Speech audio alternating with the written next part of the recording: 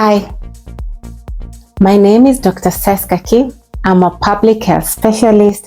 All things health and wellness is my passion.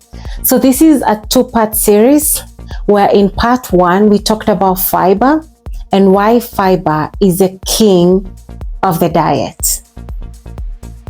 We saw how important fiber is in ensuring that it's feeding our gut and our body's microbiome, which is the bacteria, the yeast, and the microbes that help to keep a healthy balance in our body, ensuring that our gut is healed and that its integrity is maintained so that we are absorbing the nutrients, so that we are not having a leaky gut, which can cause gas, which can cause diarrhea and irritable bowel, and that we are losing weight or maintaining a healthy weight range, and that we are not at risk of hypertension, diabetes, cancer, all these diseases that are influenced by inflammation and a gut that's not healthy.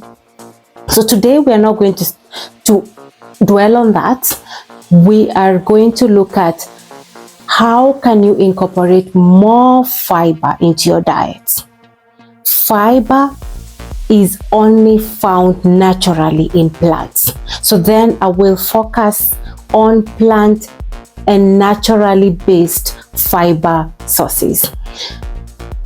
What I promise in this channel is that I will use evidence from credible sources to help to educate you so that we can all learn and that we can keep this a healthy movement. So let's get into it. There is a doctor called Dr. Will Bulsiewicz. He's a gastroenterologist involved in research about the microbiome and all the things that can impact our gut health, and he's written a book. I will put a link to his work so that you can go and interact further with his work. So he has developed a mnemonic that can help you to remember how to find more fiber sources. And the mnemonic is F goals. So here we have an F word that does not have a negative connotation. So the F goals, it's FGOALS,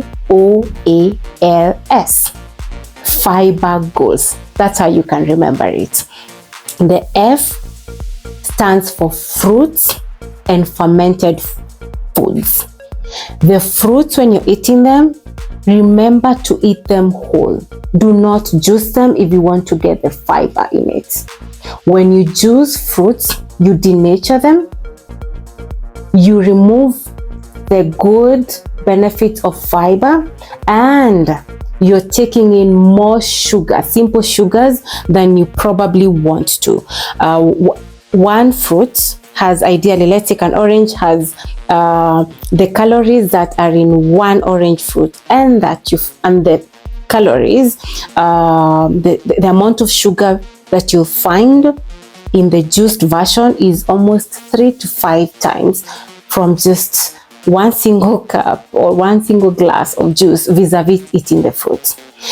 Eat the rainbow. Think of the rainbow when you eat your fruits. If you've been advised by your doctor to stay off sugars or to limit the amount of sugar that you're eating, then when you're choosing your fruits, think of fruits that end with the word berry. They are high in antioxidant, they are high in fiber, and they are very low sugar index. Then the other part of the F is the fermented foods. We have quite a diverse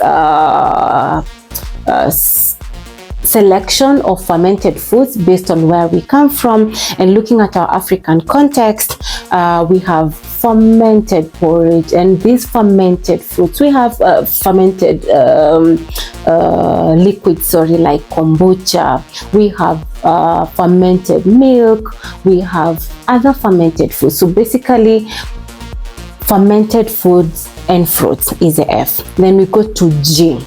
G stands for greens and grains. When you're eating your greens, diversity is key here. In our African context, we have quite a wide selection of vegetables to eat from. When you eat your veggies, think raw foods and think cooked food. So have a mix of that and enjoy the diversity. The other G is grains. When you're eating your grains, look out for the whole grains. So then, instead of the white rice, opt for the brown rice as much as you can. When it's chapatis, opt for the brown versions of it using the whole grain flours.